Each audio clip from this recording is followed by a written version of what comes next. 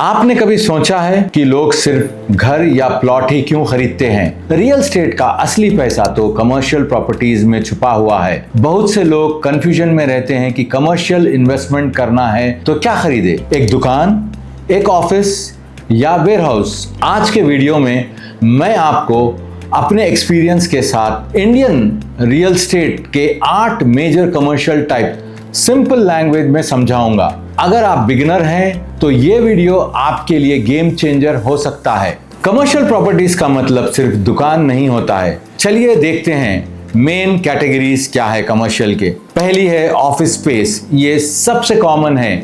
इसमें IT parks, corporate offices और coworking spaces आते हैं। ये बेस्ट है अगर आप स्टेबल रेंटल इनकम और लॉन्ग टर्म टेनेंट्स चाहिए, और आपके टेनेंट्स होंगे आईटी कंपनीज, स्टार्टअप्स, कॉर्पोरेट्स।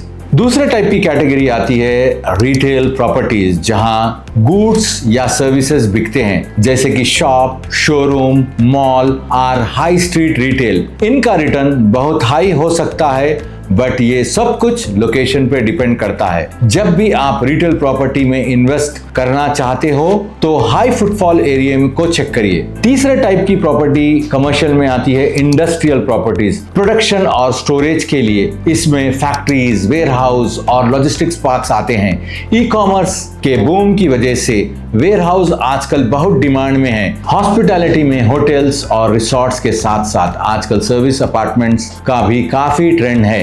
एक ऐसा इन्वेस्टमेंट है जहां आप एयरबीएनबी जैसे प्लेटफॉर्म को यूज करके घर बैठे अपनी प्रॉपर्टी से अच्छी कमाई कर सकते हैं। चलिए देखते हैं फिफ्थ कैटेगरी में क्या है। हेल्थ केयर, हॉस्पिटल्स, क्लिनिक्स और डायग्नोस्टिक सेंटर। इनके टेनेंट्स बहुत स्टेबल होते हैं और इनकी डिमांड हमेशा बढ़ती रहती है। सिक्स टाइप की कैटेगरी आती है एजुकेशनल इंस्टीट्यूट, स्कूल्स, कॉलेजेस और ट्रेनिंग इंस्टीट्यूट्स। एक बहुत स्टेबल इन्वेस्टमेंट कैटेगरी मानी जाती है। इसे थोड़ा और डिटेल में समझते हैं। एजुकेशनल इंस्टीट्यूट का सेटअप बहुत बड़ा होता है। उन्हें रेगुलेटरी अप्रूवल्स, एफिलिएशन और एक फिक्स्ड एड्रेस की जरूरत होती है, इसीलिए वो बार बार लोकेशन नहीं बदल सकते। जब आप एक स्कूल या इंस्टीट्यूट को प्रॉपर्टी लीज पर देते हैं तो वो अक्सर से 10 से 20 साल तक एक एग्रीमेंट होता है।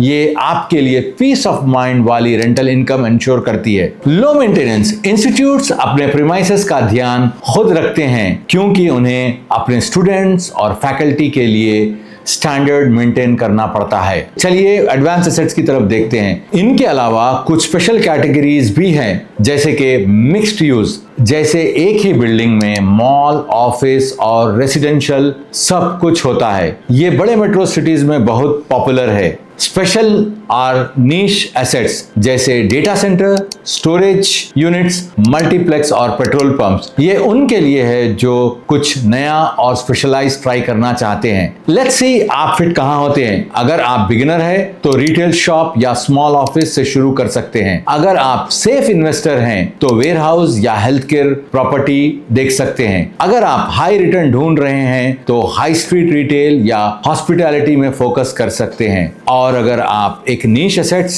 ओन करना चाहते हैं तो डेटा सेंटर पे फोकस करिए। चलिए कंक्लूजन देखते हैं। कमर्शियल रियल एस्टेट में सक्सेस का राज सही लोकेशन और सही एसेट टाइप चुनने में है। करंट और फ्यूचर ट्रेंड्स की बात करें तो वेयरहाउस और डेटा सेंटर्स का बेस्ट इन्वेस्टमेंट टाइम है। आप किस टाइप की प्रॉपर्टी में इन्वेस्ट करने का सोच रहे हैं, नीचे कमेंट में बताएं। और अगर कोई कंफ्यूजन है तो मुझसे सवाल पूछ सकते हैं आप। चैनल को सब्सक्राइब जरूर करें क्योंकि नेक्स्ट वीडियो में मैं आपको डिटेल में बताऊंगा इन प्रॉपर्टीज को खरीदते वक्त क्या लीगल डॉक्यूमेंट्स चेक करना चाहिए।